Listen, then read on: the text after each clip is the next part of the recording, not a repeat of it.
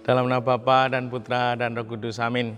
Bu Bapak, saudara terkasih, kaum muda adik-adik, salam berkat penuh semangat berkah dalam. Kembali kita berjumpa dalam renungan harian hari ini Rabu 4 Januari 2023. Kita akan mengambil dari Injil Yohanes bab 1 ayat 35 sampai 42. Sekali peristiwa Yohanes berdiri di tempat ia membaptis orang di sungai Yordan bersama dengan dua orang muridnya. Ketika melihat Yesus lewat, Yohanes berkata, "Lihatlah anak domba Allah." Mendengar apa yang dikatakan Yohanes, kedua murid itu pergi mengikuti Yesus.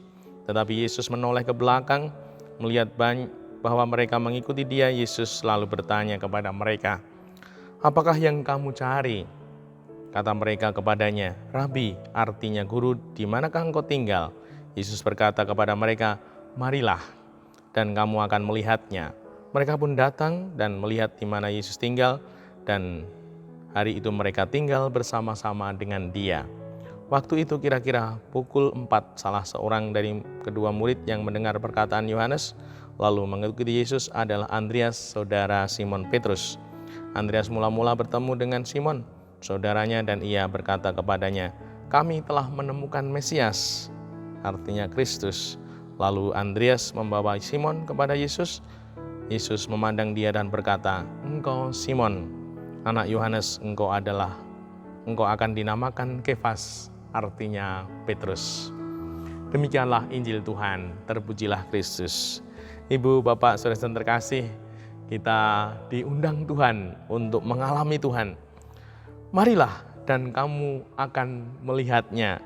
Semoga kita punya keinginan untuk mengalami Tuhan secara pribadi. Tidak hanya yang kita dengar dari orang lain, tidak hanya yang menjadi kesaksian orang lain, kita mengalami sendiri sehingga nanti kita juga bisa bersaksi atas iman kita. Maka dari itu, mari kita mengalami Tuhan Yesus di dalam hidup iman kita, bersama keluarga, bersama lingkungan, bersama gereja, paroki kita mengalaminya.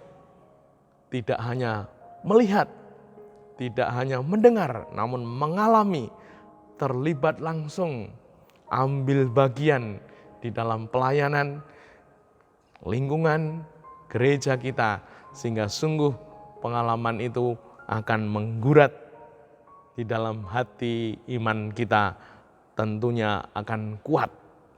Yang kedua, datang pada Yesus. Di sini disampaikan mereka pun datang dan melihat di mana Yesus tinggal.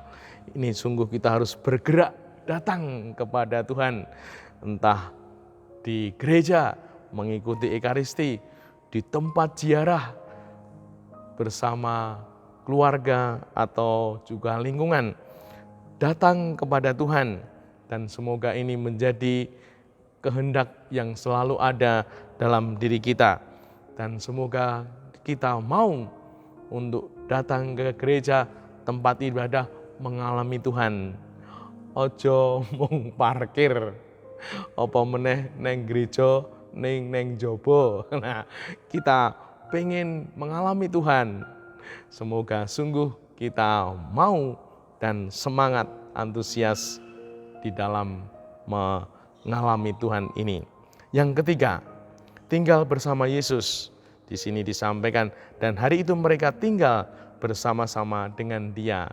Tidak hanya 2, 3, 5 menit, namun hari itu mereka tinggal bersama-sama dengan dia.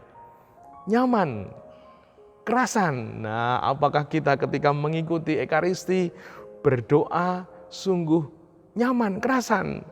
Atau kita ini gelisah, pengen cepat selesai, maka kemudian datang Ekaristinya terlambat supaya cepat selesai. Nah, semoga kita sungguh-sungguh mau tinggal, mau bersama dengan Tuhan kita. Sungguh ini menjadi tanda kalau kita memang mau mengalami Tuhan secara pribadi. Dan semoga sungguh kita ingin mewujudkan itu, sehingga kita akan mengalami Tuhan di dalam hidup iman kita, di dalam hidup yang nyata kita mengalaminya. Dan semoga ini menjadi berkat untuk kita sehingga kita bisa bersaksi. Dimuliakan Tuhan kini dan sepanjang masa. Salam berkat penuh semangat berkah dalam. Nama Bapa, Putra, dan Roh Kudus. Amin.